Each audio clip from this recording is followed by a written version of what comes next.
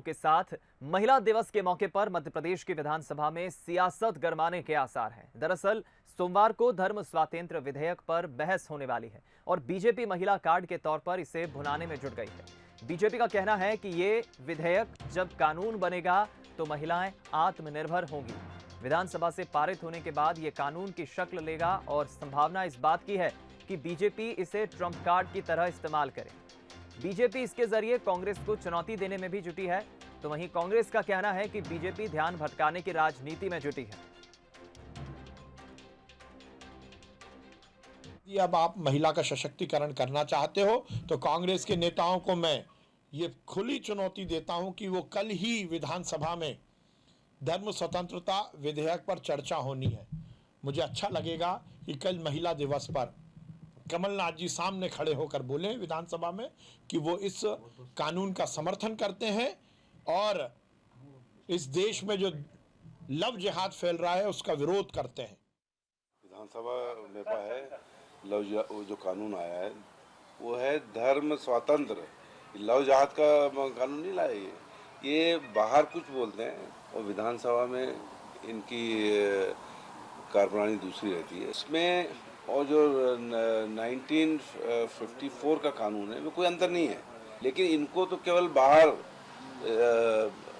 भटकाने वाली बातें करनी है और धर्म और जाति के आधार पर बात करनी है, इसलिए वो बोलते हैं। और लव जिहाद नाम का एक शब्द उसमें नहीं है। इधर महिला दिवस के मौके पर लव जिहाद के खिलाफ बने कानून को पास करवाकर बीजेपी एक मैसेज देने की कोशिश तो कर ही रही है, लेकिन महिलाओं को आत्मरक्षा के गुर सिखाने के लिए कैंप लगाने की भी योजना है।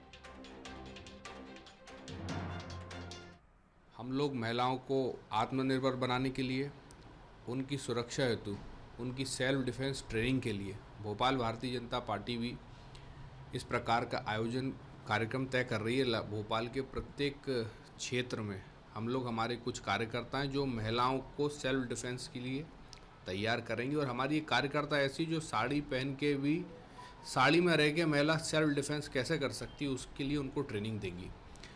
और लव जिहाद के मामले में तो मध्य प्रदेश की सरकार ने कानून बनाकर महिलाओं के लिए सबसे बड़ा कदम उठाया है, जो ऐतिहासिक कदम है महिलाओं के लिए। उस दिशा में भी हम सब लोग आगे बढ़कर काम कर रहे हैं। चलिए, इस खबर पर ज्यादा बातचीत और जानकारी के लिए हम रुक करेंगे विशेष संवाददाता जुगल किशोर शर्मा का। हमारे साथ इस वक्त लाइव जुड़ गए हैं। जुगल, हम अगर पीछे जाकर देखें, जब मध्य प्रदेश विधानसभा का बजट सत्र शुरू नहीं हुआ था उसके पहले भी इस मसले को लेकर, धर्म स्वातंत्र्य विधेयक को लेकर काफी सियासत गरमाई थी। कांग्रेस के नेताओं ने इसे गलत बताया था, सरकार पर निशाना साधा था। लेकिन कल चूंकि महिला दिवस है, कल सदन की कार्रवाई में क्या कुछ खास होने वाला है और कैसे आप देखते हैं महिला कार्ड के तौर पर बीजेपी इस वक्त पेश करने वाली है सदन में, कैसे देखते हैं? देखिए, नगरीय निकाय चुनाव सामने है और नगरीय निकाय चुनाव में बड़ी संख्या में महिला वोटर हैं। अगर हम बात करें मध्य प्रदेश में तो 1,90,00,000 करीब महिला मतदाता हैं और ये महिला मतदाताओं को ये बताने की कोशिश करेगी बीजेपी कि जो लव जिहाद कानून, धर्म स्वातंत्र कानून जो बनाया गया है वो कानून महिलाओं की रक्षा के लिए है, उन महिलाओं की रक्षा के लिए, बेटियों की रक्षा के लिए है जिनको बरगला कर धर्म परिवर्तन कराया जाता है या उनके साथ धोखे से शादी की जाती है।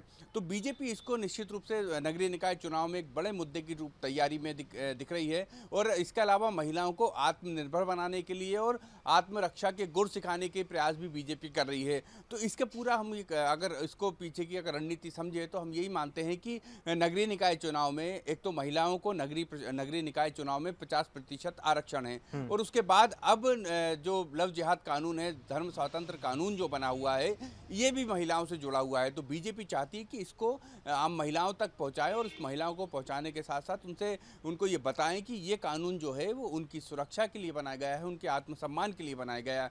तो निश्चित रूप से एक बेहद महत्वपूर्ण बीजेपी ने इसके पीछे रणनीति बनाई। आपको याद होगा कि जब केंद्र सरकार ने, मोदी सरकार ने 3 तलाक को जो अवैध घोषित किया था और उसके बाद कानून बनाया गया था 3 तलाक पर, उसके बाद आपने देखा होगा कि इसको मुस्लिम महिलाओं के आत्मसम्मान से बीजेपी ने जोड़ा था और इस बार जो लव जिहाद लौजहात कानून बना है, इस पर भी महिलाओं के आत्मसम्मान से और बेटियों की सुरक्षा से जोड़ा जा रहा है। तो स्वाभाविक रूप से ये एक बेहतर रणनीति की तरफ बीजेपी आगे बढ़ रही है और इसको कहा जा सकता है कि नगरीय निकाय चुनाव में बीजेपी इसको ट्रम्प कार्ड की तरह इस्तेमाल कर सकती है, क्योंकि शहरी क्षेत्र हो चाहे ग्रामीण क्षेत्र हो, महिला वोटरों की संख्या करीब 45% है कुल वोटर की संख्या में से। तो स्वाभाविक रूप से जिसके पाले में महिला वोटर जाएंगी, स्वाभाविक रूप से जीत का सेहरा उसी के माथे बंधेगा।